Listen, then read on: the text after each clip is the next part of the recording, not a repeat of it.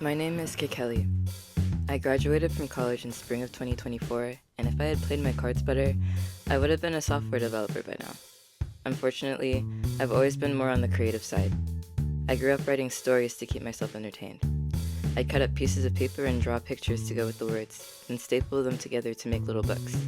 When I got older, I fell in love with music, and started a whole collection of my own songs.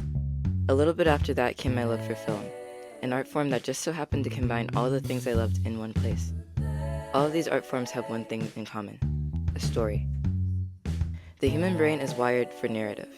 With stories, it's not just about what happened, it's about how it felt, who felt it, what happened after. Stories help us make connections. They help us understand ourselves and the world around us, and they teach us things that can't always be learned from a textbook or a lecture. The most important thing that stories taught me was that it's not always about what happens. What matters most is the way you tell it. When I went to college, for a while I lost my love for art. Whether it was out of fear of becoming a starving artist or disappointing my parents or a little bit of both, I put the pen down. I stopped writing, stopped making things, stopped expressing myself. And so for a while, I lost the things that made me unique. So I started trying to find myself in other people, only to be sorely disappointed every time. At that time, my life felt like an endless cycle of finding and losing my passion.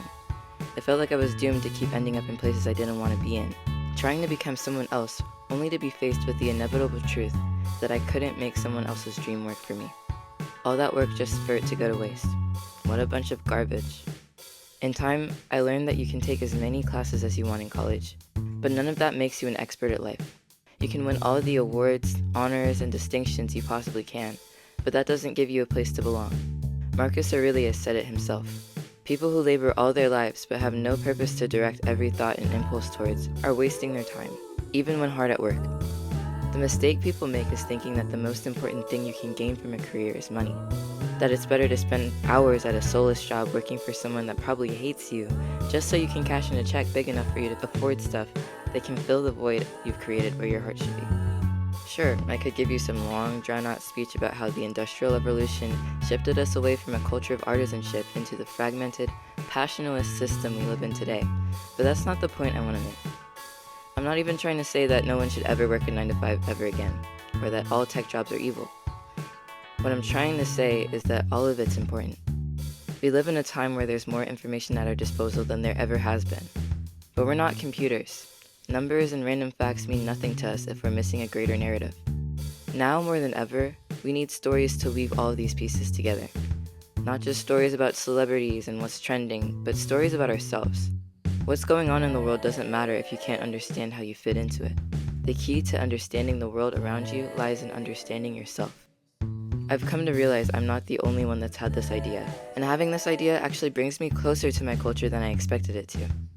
Ousmane Sembène, known as the father of African cinema, explained the importance of film in preserving African oral traditions in an interview. C'est ça qui m'a amené au cinéma pour mieux poursuivre ma quête de militantisme. Maintenant, si vous me demandez ce que je préfère individuellement, je préfère la littérature que le cinéma. Mais ça, c'est un luxe. De nos jours, la littérature est un luxe. Mais pour prendre le raccourci de l'histoire avec la tradition de l'oralité, le cinéma devient pour nous un outil important. I went into most of my life thinking there were parts of me I had to throw away to be the person I was supposed to be. In time, I learned that chopping myself up into bite-sized pieces was a waste of time, and being digestible to other people is overrated and vaguely cannibalistic. The opportunities that are meant for me are the ones that find me when I don't try to become someone else. But I'll never find them if I don't let myself stay whole and let the people that can't take it choke. The more I think about it, I think we're conditioned to always think we're wrong, so someone else can go on believing they're right. There's always this constant pressure to change so we can be understood. Some people won't understand you, not because they can't, but because it benefits them not to. But even if people weaponize their ignorance against you, the greatest act of rebellion is to remain entirely yourself through it all, to tell your story in its entirety, because if you don't do it, who else will? Sembène said it best during an interview with a European reporter. Est-ce que vos films sont bien compris en Europe? Non mais mettons-nous bien ça dans la tête. Moi, l'Europe n'est pas mon centre. L'Europe est une périphérie de l'Afrique. Vous voyez? Ils sont restés plus de 100 ans chez moi, ils n'ont pas parlé ma langue, je parle leur langue. L'avenir, pour moi, l'avenir ne dépend pas d'être compris par l'Europe. Je souhaiterais qu'ils me comprennent, mais ça ne me fait absolument rien. Si vous prenez la carte de l'Afrique, géographiquement, vous pouvez mettre l'Europe et l'Amérique, il nous resterait encore de la place.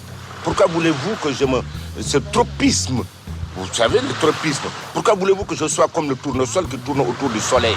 Je suis moi-même le soleil. Je suis moi-même le soleil. Garbage. Power to the personal narrative.